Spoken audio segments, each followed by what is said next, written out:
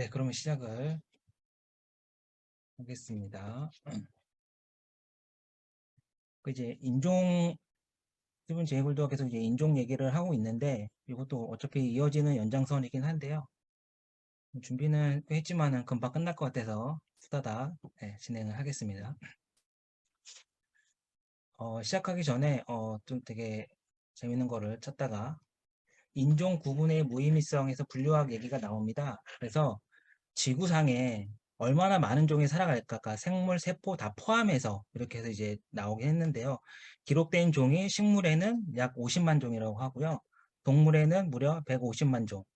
이렇게 해서 매년 새롭게 발견되고 있는 종이 무려 일치백천만 종이라고 이제 이렇게 해서 나오고 있어서 이거를 계속 이제 분류하는 작업이 이제 이렇게 이제 있다고 나오는데요. 자, 분류학을 계속 처음에 이제 시도했던 분이 이제 고대 그리스 학자 아리스토텔레스가 먼저 그 이제 생물 그 분리학을 시작으로 해서 시작했다고 하고요. 그다음 이제 근대에 와서는 뭐 이제 17세기, 18세기 이후에 와서는 이제 칼린의 업적이 이제 그 하나의 그 이제 명명법으로 이제 그 확립이 되어서 하나하나씩 이제 정의가 되었다고 나옵니다.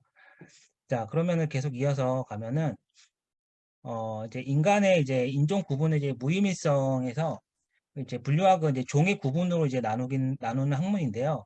우리가 이제 다른 생물을 분류할 때 종의 이제 분류를 이렇게 따르거든요. 그래서 뭐 식물학이든지 뭐 곤충이라든지 이런 것들 다 분류하게 나오는데, 근데 하필 우리 종은 그 이제 우리가 이제 우리 인간을 종을 분류할 때는 이런 규칙에 따라 이제 분류를 하는데, 근데 꼭 예외 없이 어떤 그런 아종, 이제 예, 아종이라는 서브가 이제 아래니까요. 그래서 아종들이 나오는데, 그러면은 예외 없이 이게 나오는데 요거에 대해서 이제 불드는 계속 이제 설명을 하고 있는데요.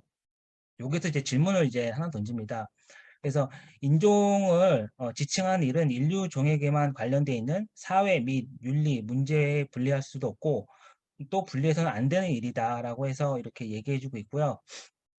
그 다음에 이제 호모사피엔스를 세분화하여 인종으로 분류하는 것은 종 내부의 분화라는 일반적인 문제에 대한 낡은 접근법의 대표적인 사례라고 이렇게 이제 책에 언급해서 나와 있고요.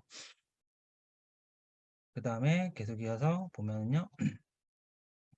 그 이제 인종의 개념에서도 이제 그 굴두 이전에 그 11명의 그 저자가 쓴 컨셉 오브 더 레이스라는 책에서는 그 인종 분리 반대 입장을 이제 주장하고 있는데, 거기에 대한 이제 그 일부분이 책에도 나와 있는 부분이긴 한데요. 읽어보면요. 일부 저자들은 인종의 안에 인종이 존재한다는 사실을 전적으로 부정하고 있다. 인종이 존재한다는 것은 단순한 자연의 현실이기 때문에 인종이 존재한다는 것은 단순한 자연의 현실이기 때문에 인종은 과학적 연구와 분석의 대상이 되어야 한다라고 이렇게 나왔고, 그럼 거기에 대한 이제 제이굴드의 생각은 이것은 인종이 아니라 명백히 지리적인 변이다라고 이렇게 이제 계속 언급을 하고 있습니다. 그래서 이제 제이굴드는 어, 이 지리적 변이에 대해서 계속 이제 이야기를 하고 있는데요. 그 얘기한 부분이 이제 어떤 부분이냐면은 이제 그 다변수 분석의 이제 등장으로 해서 얘기를 해주고 있는데요. 이 다변수 분석이라는 게 뭐냐면은 동시 처리 방식을 가리켜 통계학에서는 이제 다변수 분석이라고 이제 얘기하고 있는데, 그러면 제이 골든이 이제 그 질문을 던집니다. 왜 그들은 계속해서 아종이라는 단위를 내세워 지리적 변이를 다루었던 것인가? 아종의 명칭을 부여할 때 어떤 분류학자라도 사용하게끔 되는 형식적인 하위 단위 주관적 기준을 강요하기보다는 차라리 그러한 변이를 객관적인 지도로 표시하는 게 낫지 않을까라고 이제 이렇게 던집니다. 그래 그러다 보니까는 이게 이걸 이제 이제 그 약간의 기술적인 이제 발전으로 인해서 대표적인 사례를 이제 그 책에 나와 있던 부분을 발췌를 했는데요. 사진 찍어서 업데이트를 한 거고요. 영국 참새가 대표적인 케이스인데, 그 집 참새라는 그 이제 영국에 있던 참새가 이제 북아메리카를 이제 옮겨지면서 이후 널리 이제 크게 이제 확산이 됩니다. 그리고 이제 커다란 분화가 일어나는데, 이 참새의 16개의 형태적인 형질 구분을 하는데 북부지방, 그러니까 여기에서 이제 북부지방 진한 색들이 이제 그 미국 지도에서 이제 북쪽 지방, 추운 지방은 큰 참새들이 살고 있고 반면에 작은 새들은 남부 지방에 살고 있다. 그래서 이거를 근거로 즉 큰 참새는 추 기후와 밀접한 이제 관련이 있다라고 예, 얘기를 하는데 거기서 이제 대표적으로 이제 카를 베르만의 이름을 따서 나온 이제 카를 베르만의 법칙인데요. 이 추운 지대에 살고 있는 이 온혈동물은 상대적으로 몸집이 더 커지는 현상이 있다라고 해서 예, 이렇게 이제 얘기를 하고 있는데 이게 이제 아까 앞에서 말씀드렸던 이제 이런 다변수 분석의 등장으로 인해서 이렇게 어, 그 통계학적으로 이렇게 나왔다고 이제 하고 있고요. 그 다음에 그래서 집참새에 대한 제이골드 생각은 기후 지리적 변이 양상이 언제나 실저 정연한 것이 아니다. 그러니까 그 변이는 언제나 이거 좀 오타난 것 같긴 한데 질서 정연한 건 아니다라고 이제 오타났네요. 이것은 아니다라고 얘기하고 있고요. 그래서 제이골드의 또 다른 생각은 그들에게 고정된 명칭을 붙여주기보다는 이러한 양상을 그대로 보여주는 객관적인 지도를 작성하는 쪽이 훨씬 낫다라고 이제 이렇게 얘기를 하고 있습니다. 자, 그 다음에, 이제 요거는 예외적인 부분이긴 한데, 되게 재밌어서 하나 이제 발췌한 부분이 있는데, 그 이제 오늘날에 보는 이제 인종 시각이 있는데, 여기 이제 옆에 두 분이 나오는데, 이제 딱 봐도, 이제 딱 그 구분이 되잖아요. 예. 근데 이제 이분이 이제 2016년 브라질 월드컵에 이제 한 장면이긴 한데, 이제 수영 선수인데, 이제 금메달을 이제 딴 거예요. 이제 금메달을 땄는데, 이제 미국에서는 이제 언론 보도를 하는데, 흑인 선수가 최초로 금메달을 땄다. 근데 정작 본인은 이제 인터뷰할 때는 흑인 선수의 금메달이 아니라 그냥 선수라고 부러운 날이 희망하기. 그러니까 아직까지도 이렇게 이제 백인종, 흑인종 이렇게 나눈다라는 것 자체에 자기는 이제 약간의 그런 게 이제 언론에서도 있고 그 전반적으로 있다는 거에서 좀 아쉬움을 이제 표현을 했는데요. 이제 여기 이제 또 밑에 있는 사진도 되게 이제 재밌는 거긴 한데, 이거는 제가 나중에 추가로 링크해서 이제 한번 기사를 봐주시면 좋을 텐데요. 다 이제 백인들이지 않습니까? 근데 이제 백인들이 농구를 뭐 잘한다라는 이제 약간의 이제 그러니까 흑인 뭐 다른 종보다 백인이 우월해 되게 이제 능력이 좋아가지고 이렇게 우월해서 잘한다라고 하는데 실제로는 그렇지 않다. 그러니까 그 당시 그 시대 배경을 봤을 때는 약간의 이제 그 흑인들이 약간의 이제 이렇게 농구를 하지 못하게 하는. 그러니까 이 백인들이 하는 이 농구는 약간의 상위층만 할 수 있는 그런 시대였다고 이렇게 하거든요. 그래서 오늘날에 보면은 그 농구하는 그런 사람들도 대부분 다 흑인들도 잘하는 사람들 워낙 많다라고 이제 이렇게 해서 얘기해주고 있는 부분이기도 하고요. 그 다음에 이제 그 유기적인 이제 인종 구분인데 유전적 아까도 이제 그 앞장에서도 유전적 얘기를 해주셨는데 그 이분이 되게 이제 유명하신 분이긴 한데 집단 유전자학자인 칼바리 스포르차 교수는 그에 져서 인간 유전자의 역사와 지리학에서 이 문제를 계속 이제 연구를 했는데요. 그러니까 지난 50년 동안 유전자를 가지고 다 연구를 했는데 결과는 실패를 했다는 거예요. 그 이유가 뭐냐면은 거기에 대한 게 백인종, 확인종, 이 과학적으로는 없다고 볼 수 있습니다. 특히 생물학적으로 인종은 존재하지 않는다고 스포르차는 교수는 이제 일관합니다라고 이렇게 이제 얘기해 줬던 부분이 생각이 나서 이게 구분하는 것 자체가 되게 약간의 조금 뭐라 해야 돼 모순, 약간 편견, 약간 뭐 이런 생각이 들기도 하고요. 그다음에 이제 마지막으로 이제 이것도 재밌었던 부분이긴 한데 그러면 인종이라는 어휘는 도대체 어디서 왔는가라는 걸 이제 얘기할 때 그 자연 인류학자 그 서스만은 이 인류가 이렇게 해서 뭐 이게 그 그림을 보시면 아시겠지만 이렇게 진화했다라고 하는데 서구 중심에서의 탄생한 어휘라고 이제 주장을 합니다. 근데 그 배경에는 역사적 배경에는 그 15세기 스페인에서 이단을 신문할 때 특히 식민지 나라에서 사람들이 기독교를 개종할 때 주로 이제 활용했다고 이렇게 이제 하거든요. 그래서 로버트 서스만의 저서 인종신화에서는 당시 이제 두 가지 가설을 이제 그 제시를 하는데요. 첫 번째는 이제 당일 조상설, 이방인들 또한 신이 창조하였으나 문명에서 멀어져 태부하였다는 이론이 하나랑요. 그 다음에 이제 다원설, 이방인들이 이 성경에서 나오는 인류의 기원이 아담 창조되기 전부터 존재했다고 주장하는 이 다원서를 이제 이렇게 해서 얘기를 하더라고요. 그래서 '아 인종이라는 어휘가 그렇게 오래된 어휘가 아니구나.'라는 생각, 예, '오래된 어휘가 아니구나.'라는 게, 예, 그래서 '근대 어휘인가?'라는 또 생각이 들기도 하고, 예, 되게 이제 인종에 대해서 다시 한번 그렇게 깊게 생각은 안 해 봤는데, 예, 다시 한번 생각을 해 보게 되고요. 그래서 아까네 우리도 아까네 뭐 그러니까 못 사는 나라 보면 되게 못 사는데 아까 평가 약간 그런 시선들이 있지 않습니까? 그런 시선들이 이런 어떤 사회나 어떤 자본주의 흐름 속에서 만들어진 거구나라는 또 생각이 들기도 하고, 다시 한번 생각을 해 보게 되는 계기가 되었던 것 같습니다. 그럼 저는 이렇게 해서 마무리를 하겠습니다. 네. 인간 본성 연구의 비과학성입니다.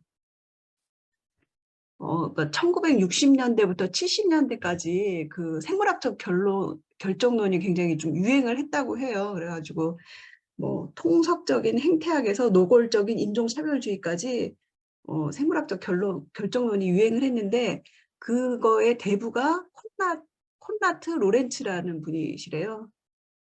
그런 흐름을 뭐 주도했던 분이라고 하시고, 그다음에 이제 로버트 아들이라는 분이 뭐 연출을 맡았다고 합니다. 그래서 그 영토 명령이라는 책에서 이제 막 출현한 사람과의 동물들은 수렵 생활을 하게 됨으로써 그들의 영토 확보에 몰두하게 되었다. 그리고 뭐 아프리카 창세기라는 그 책에서는 우리의 포식적 성향과 무기에 대한 애착심을 통해 피비린내 나는 인류 역사, 영원한 공격성, 죽음을 위한 죽음이라는 비이성적이고 자기 파괴적이며 무자비한 목적을 추구하는 성향을 설명할 수 있다.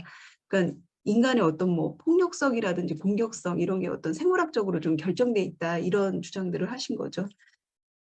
그리고 이제 우리가 잘 아시는 분이죠. 그 데즈먼드 모리스라고 털없는 원숭이 그, 그 작가잖아요. 그리고 이게 이제 2020년도에 50주년 판이 나와가지고 이게 50주년 판 그 책 표지거든요. 그래서 뭐 이분은 이제 대본을 맡았다고 그렇게 여기 책에 써 있더라고요. 생물학적 결정론의 대본을 맡았다, 이런 얘기가 써 있었고, 그리고 이제 그 이런 타이거와 폭스 이 두 사람은 그 뭐 남성들은 공격적이고 외향적이고 뭐 사교적이고, 여성들은 뭐 얌전하고 어떤 사회생활이 필요하지 않다, 뭐 이런 것들을, 그런 어떤 주장들의 생물학적 기반을 찾으려고 노력했다고 합니다. 그리고 이제 그러니까 작가들이 소속된 특정 집단에 유리한 해석을 하는 그런 해석들이 나오는 거예요. 그래서 뭐 쿤이라는 사람은 인종의 기원에서 어떤 그 흑인 차별적인 그런 뭐 진화를 가지고 흑인 차별적인 그런 그 주장을 하고요. 그다음에 아서 젠센과 윌리엄 쇼클리는 그 어떤 유전자 안에 그 인종 간의 어떤 지적 능력 차이가 이미 들어있다, 이런 주장을 하는 거죠. 그다음에 리처드 헤른스타인은 어떤 사회 계층 간의 차이도 유전적으로 결정돼 있다, 이런 주장을 합니다.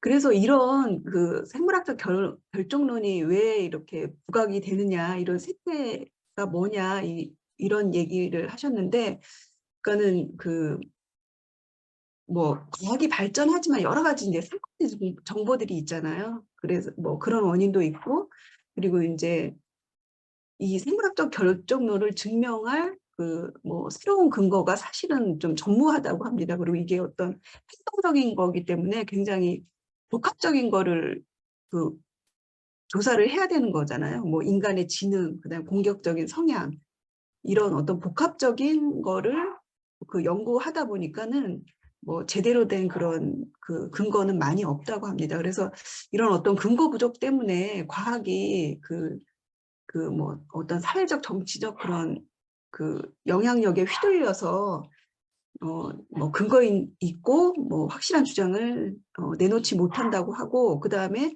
그 이분이 얘기하신 거는 이런 생각적 결정론이 자꾸 나오는 거는 그 인류가 안고 있는 불안감 때문이다, 이런 얘기를 하시더라고요.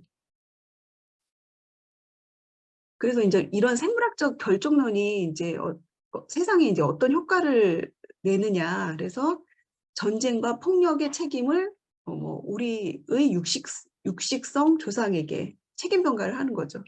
그리고 가난하고 굶주린 사람들에게 대한 책임을 그들의 태생 조건에, 그들의 유전자에.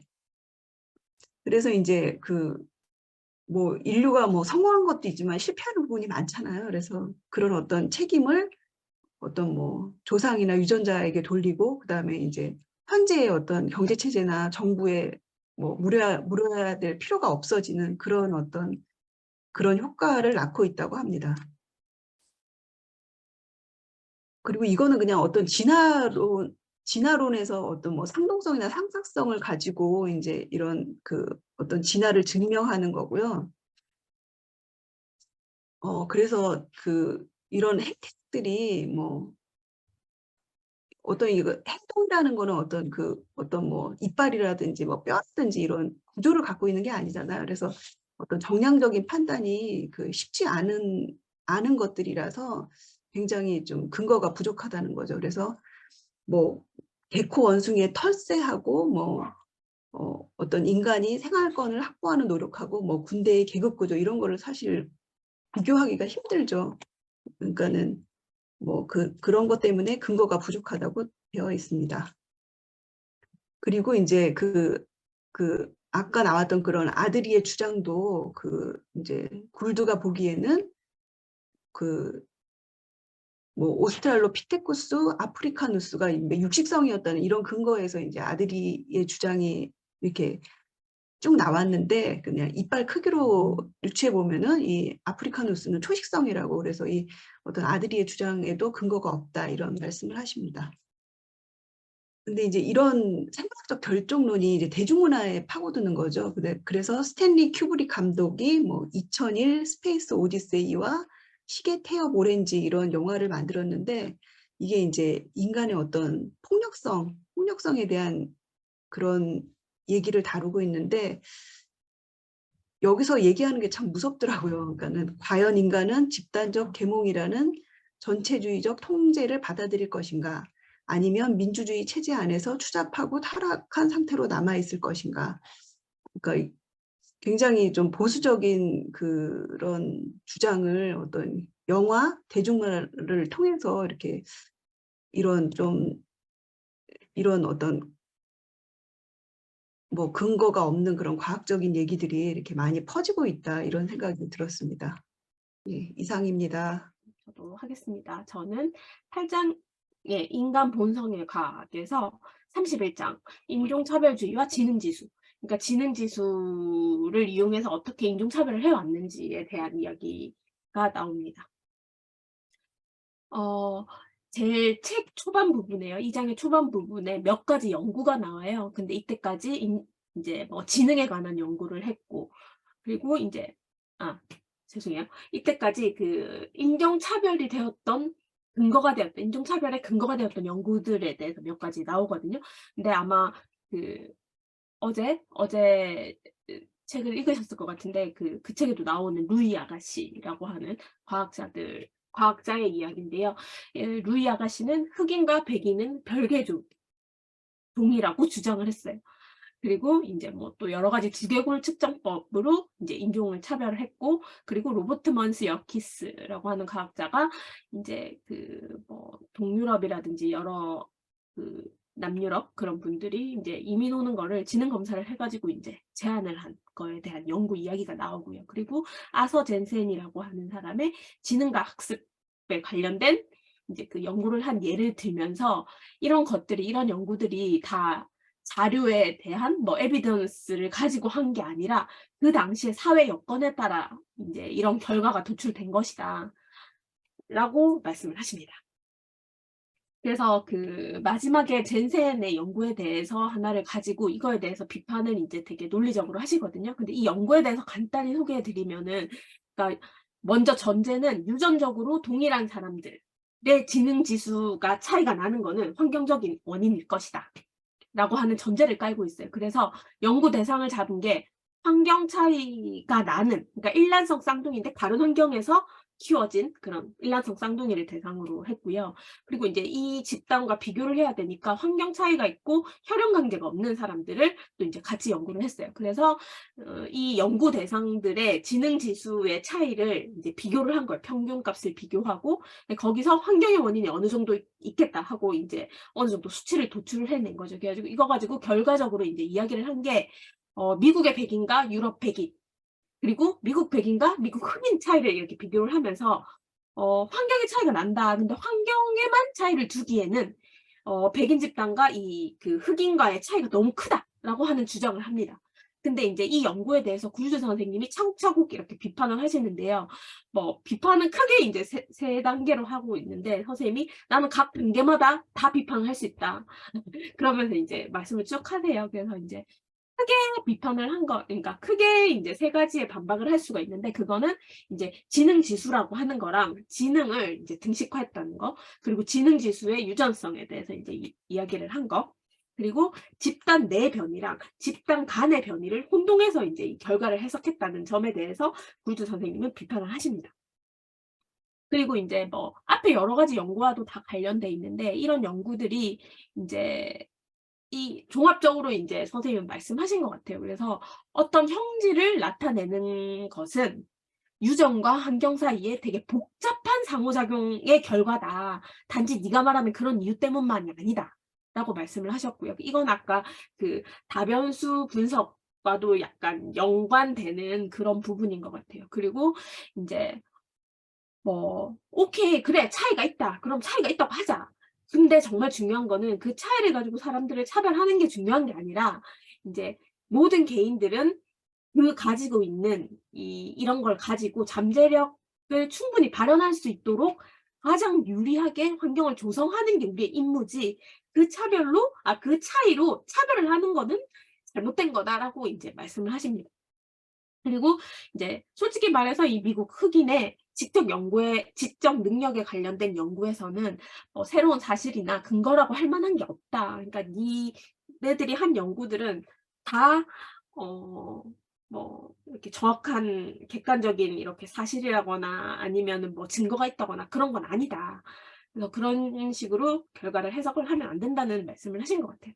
그래서 제일 마지막에 이제 뭐 개인이 속한 집단의 평균으로, 그러니까 내가 속한 어떤 이 집단의 평균으로 이 집단 속에 있는 한 명 한 명의 개인을 판단해서는 안 된다라고 하는 말씀을 하셨어요. 그래서 이 전체 지능에 관한 연구로 인종차별을 하는 것에 대해서 이제 비판을 하셨고요. 그리고 왜 이러한 연구들이 인기가 있었냐라는 말씀을 하세요. 그러니까 이게 이제 생물학적 결정론에 바탕을 한 연구들인데 이런 연구들이 왜 인기가 있었을까? 근데 그거는 그 당시의 사회 및 정치적 측면에서 이제 이유를 찾아야 한다고 하는 거예요. 그러니까 선생님은 과학적 연구 결과라고 하는 것들이 사회나 정치적인 측면에 영향을 너무 받았다는 말씀을 하시는 것 같아요. 예를 들어서 설명을 하시는데요. 1960년대 미국 복지사업 정책이 이제 실패한 이유에 대해서 이제 뭐 정권이 바뀌면 우리도 막 찾잖아요. 전 정권이 이랬다 저랬다 이것 때문에 그랬다 저것 때문에 그랬다 막 이유를 찾는데 뭐 미국도 마찬가지였나 봐요. 그래서 이제 복지 정책이 실패한 이유는 크게 두 가지로 볼 수가 있다. 첫 번째는 뭐 사회, 정치, 경제적으로 노력이 부족한 거다. 이제 간단하게 말하면 두 번째는 복지 사업을 이제 우리가 하는 그 대상들의 선천적인 문제가 있다. 그러니까 이건 아마 사회적으로 뭐 흑인을 이야기하는 것도 있고 소외된 그런 계층을 이야기를 하는 거겠죠. 그런 계층들이 선천적으로 문제가 있기 때문에 우리가 아무런 좋은 정책을 펴도 이건 성공할 수 없었던 거다. 이런 식으로 이제 이야기를 만들어 나간다고 합니다. 근데 만약에 정책 결정자나 뭐 집권자의 측면에서 따져보면은 A보다는 그러니까 내가 했던 노력이 부족해서 이 정책이 실패했습니다. 이거보다는 얘네들 원래 문제를 가지고 있었기 때문에 실패를 한 거야 라고 하는 측면이 훨씬 더 유리하다는 거죠. 그래서 생물학적 결정론은 이게 뭐 그런 선생님은 뭐 칵테일 파티라고 말씀하셨는데 사람들이 그냥 흔히 떠드는 그냥 가벼운 수다거리가 아니라 이건 되게 중요한 철학적인 의미를 함축하고 있고 아주 중대한 정치적 결과를 불러올 수 있다는 것을 항상 인식하고 있어야 된다라고 하는 말씀을 하십니다. 그리고 이제 제일 마지막에 존 스튜어트 밀의 이제 이야기를 인용을 하면서 이 장이 끝나는데요. 이게 정말 최근에 저희가 다양성에 대한 이야기를 정말 많이 하잖아요. 근데 이게 이 몇 년도 이야기였지? 근데 그 오랜 한참 전에 이런 이야기를 했다는 것 자체가 저는 되게 이렇게 이 이런 이야기를 한 걸 다시 찾아보고 싶다는 생각이 들었었는데요. 인간 정신에 어떤 영향을 미치는지 그런 사회적, 도덕적 효과를 전혀 고려하지 않고 행해지는 몇 가지 천박한 방법들이 있다. 그중에서도 가장 천박한 짓은 개개인의 행위와 성격의 다양성을 선천적이고 자연적인 차이에 돌려버리려고 하는 것이다. 이 말을 이렇게 선생님이 딱 인용하시면서 이 장은 끝납니다. 근데요. 조금만 더 키울게요. 키워도 네. 32장을 전체 굴두가 처음에 주장하는 것은 인간은 결국 동물이며 우리가 행하는 모든 일은 인간의 생물학적 잠재력의 범위 안에서 일어나는 것이 분명하다라는 말을 하거든요. 그래서 이 말을 계속 따라가면 그 앞에서도 계속 선생님들이 발표하셨던 생물학적 결정론과 그 인간의 잠재성에 대해서 대치되는 것에 대한 그 반론, 그 결정론에 대한 반론을 제시하시는데요. 뒤에 가서는 그 인간은 결국 이 동물을 이야기하는 이유가 이제 다음에 나올 이 에드워드 윌슨이라는 사람의 그 사회생물학이라는 책 때문에 말씀을 하시더라고요. 이 지금 이 윌슨이 보면 돌아가신 지가 얼마 안 됐어요. 우리나라 국내에서도 자연과학 쪽에 교수님 영상에서도 많이 나오는데 최대천 교수님의 뭐 스승이라고도 뭐 영상에 뭐 뜬 게 있었거든요. 이분이 1971년도에 사회생물학이라는 이론을 제시했는데 이게 또 계속 올라가면 이게 생물학적 결정론과 연결이 되기도 하고 그것에 대해 근데 이제 이분이 1975년에 이제 4년 후에 책을 이렇게 사회생물학이라는 책을 발간을 하시는데 이 책이 또 되게 뭐 유명했나 보더라고요. 많이 팔리기도 했고. 근데 스티븐 제이 골드도 이 책의 26장까지는 본인도 뭐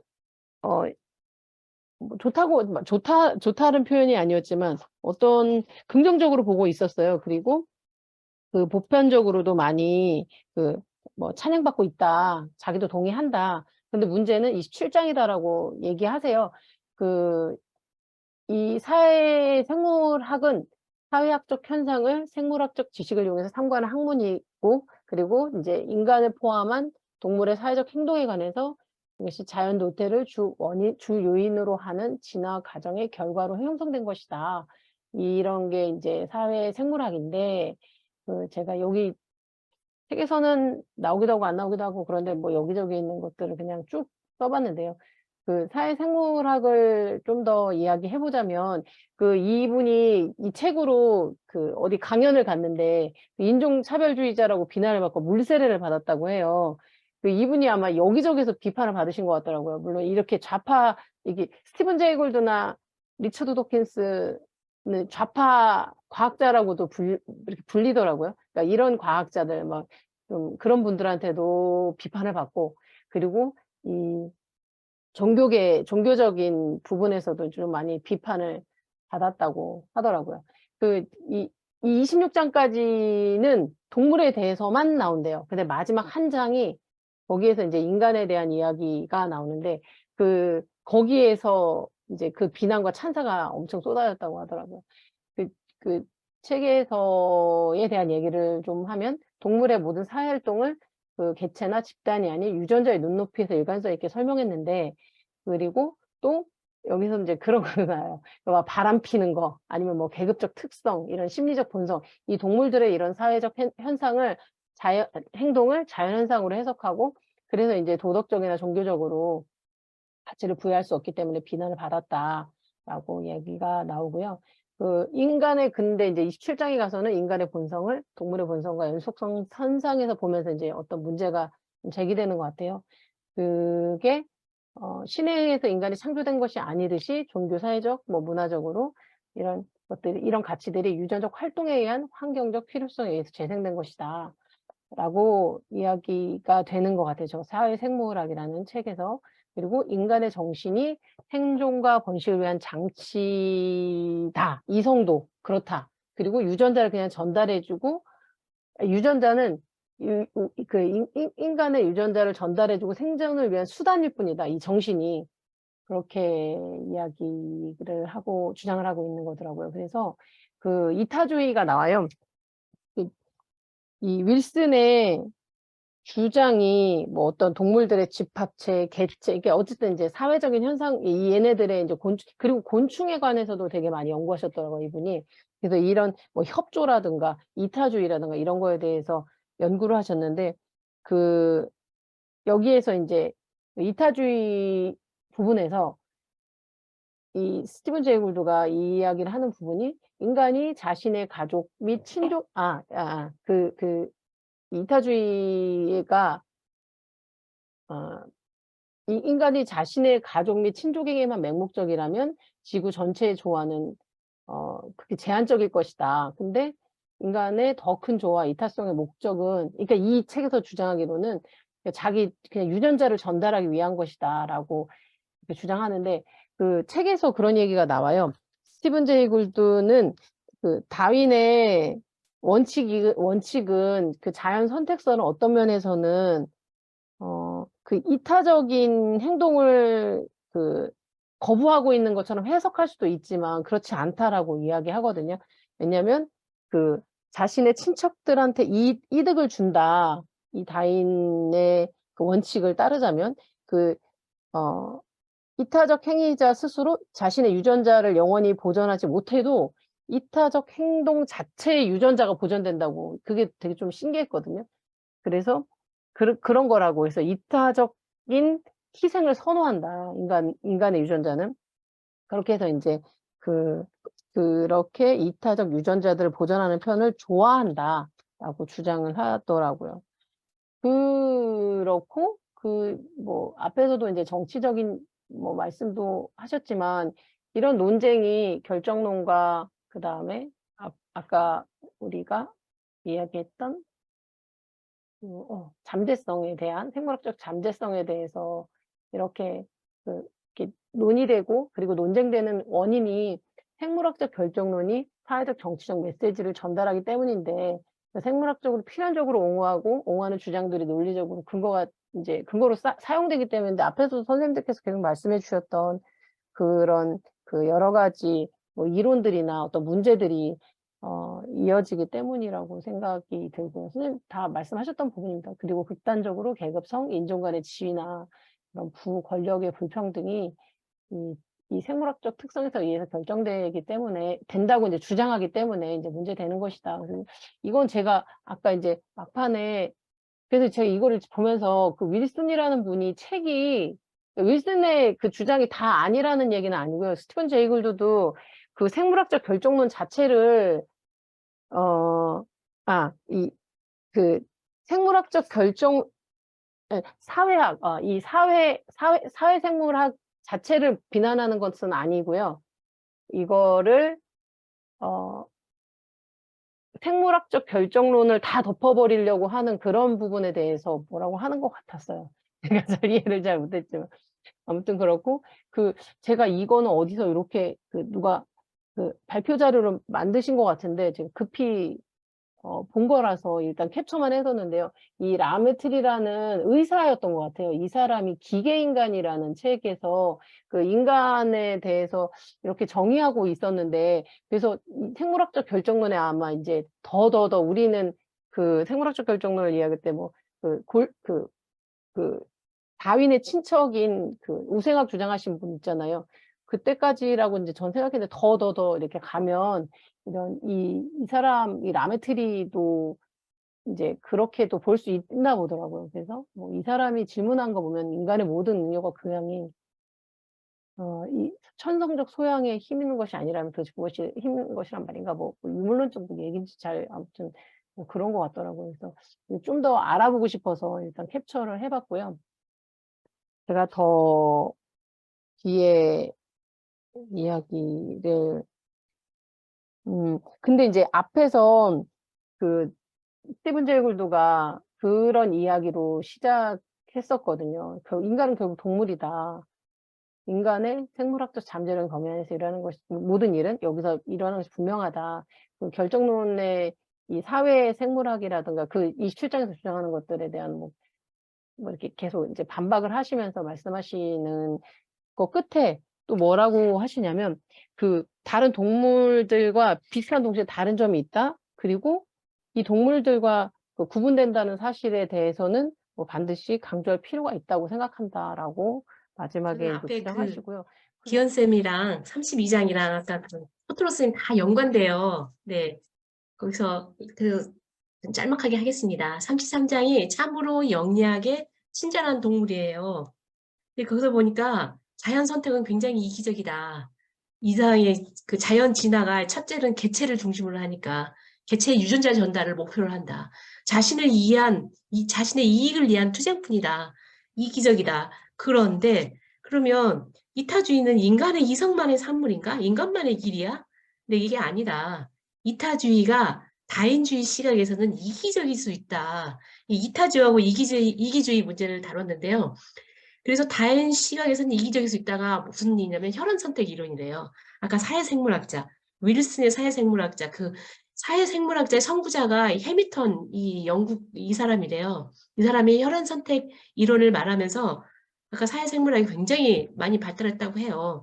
그러니까 사회생물학이 맨 처음에 혈안 선택 이론을 나왔을 때 아니 왜 이기주의인데 진화가 이기주의가 개체 이기주의를 유전자 전달을 목표로 이기주의인데 왜 이타적인 애들이 뭐지 도대체? 그러더래요. 특히 개미, 벌, 말벌 같은 애들은 희생을 하더라. 동물들도 이게 뭐지? 그래서 연구를 시작했다는데 굴들은 여기서 혈안 선택 이론을 간단히 이렇게 설명해요. 내 형제가 길을 가고 있어. 괴물이 쫙 나타났어. 근데 한 사람이 봤어. 그 하나면 원래 이기적인 존재이기 때문에 자기가 도망가야 하잖아요. 근데 삼형제를 위해서 자기가 희생하더라 이거야. 알고 봤더니 삼형제의 유전자가 150%를 후대에 전달할 수 있기 때문에 자기가 죽었지만 그 행동은 가장 이기적이었다. 왜 자기 유전자를 가장 많이 남길 수 있는 방법이었다. 이렇게 간단히 설명을 해요. 그래서 동물들은 이런 행동이 자기의 희생이나 그런 행동이 유전적 잠재력을 높일 때에만 이렇게 행동 양식을 진화하게 됐더라. 그렇게 나가게 되더라. 그러면서 좀 중간에 어려운 이야기가 나오죠. 우리 같은 인간은 2배체이다. 암수 모두 한 쌍의 염색체를 가진대요. 근데 2배체가 아니라 반수 2배체가 있대요. 개미, 벌목 그런 것들은. 이게 암컷은 정상적인 2배체 수정자지만 수컷은 모계 쪽만 가진 염색체를 가진대요. 근데 이 반수 2배체들이 유전자 관계가 비대칭적이라고 그래요. 그런데 이런 애들이 혈흔 선택을 한다네요, 대부분. 그래서 무슨 말이냐. 막 확률로 따져서 막 뭐라고 하는데 잘 모르겠고, 결론은 이거예요. 개미는 자신의 자식을 낳으면 50% 유전자 연관율을 가져요. 근데 자신의 어머님, 여왕개미가 자신의 유전자 연관율을 가진 형제, 자매를 낳는 거는 75% 유전자 연관율을 갖는데요. 그래서 여왕개미를 도와가지고 자매를 계속 낳게 도우는 것이 훨씬 이득이다. 그래서 일개미는 희생을 한다. 여왕과 자손을 낳지 않아도. 사실 개미의 이타적인 행위가 철저한 자신의 유전자를 위한 이기적인 행위였다. 이게 혈안 선택의 이론이라고 합니다. 근데 이제 굴드 선생님께서는 야, 개미의 혈안 선택이 인간에게 어떤 의미를 가지냐 도대체. 이게 무슨 말이야. 이타주의가 다 유전자야? 그래, 이기주의도 유전자고 이타주의도 유전자야? 인간에게 무슨 의미를 가지지? 하면서 이야기를 하면서 프로이트의 딜레마를 자기는 해결할 것이다, 이게. 이게 뭐라 그랬냐면 프로이트가 계속 문명이 진행될수록, 문명이 현대화가 될수록 인간의 이기주의라든가 공격주의 그 본성이 다 억압한다. 본성이 억압됐다. 그러면서 이타주의라는 그런 거를 요청하게 돼 있다. 그렇게 말을 해요. 문명이 발달할수록. 그러니까 이타주의는 본성에서 나온 걸로 말하지 않죠. 자연에서 나오는 걸로 말하지 않고 문명이 요구한 거다 말하는데 야 그게 아니다. 그게 아니야. 이게 자기의 그런 이기주의라든가 공격적인 충동도 자기 이익 때문에 진화했어. 억압이 아니야. 계속 공격성을 가지고 있어.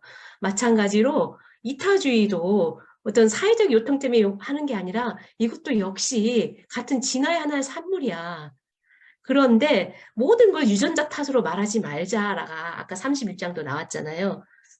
아까 그 토토로스님 장도 그렇고 유전자가 가지고 있는 그런 광범위한 행동 영역, 유전적 잠재력을 우린 충분히 넓혀주었다. 사회생물학에 의뢰하면 그게 결정론은 아니잖아요. 유전이 가지고 있는 잠재력이 이타주의도 있고 이기주의도 있다.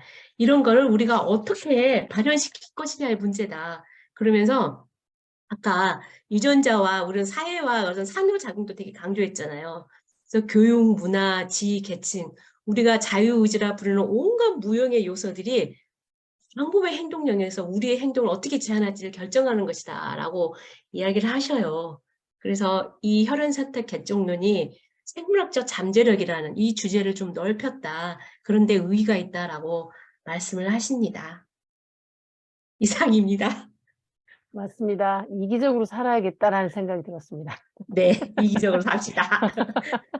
죄의식 가질 필요 이- 없어요. 이타주의 말고 포인트는 유의적으로 이기주의로. 살면 죄의식을 느낀다 그랬는데 예. 네. 전혀 그럴 필요가 없다고 말씀해 주고 계십니다. 네, 감사합니다. 네이버 검색창에 인문공간 세종을 검색하세요.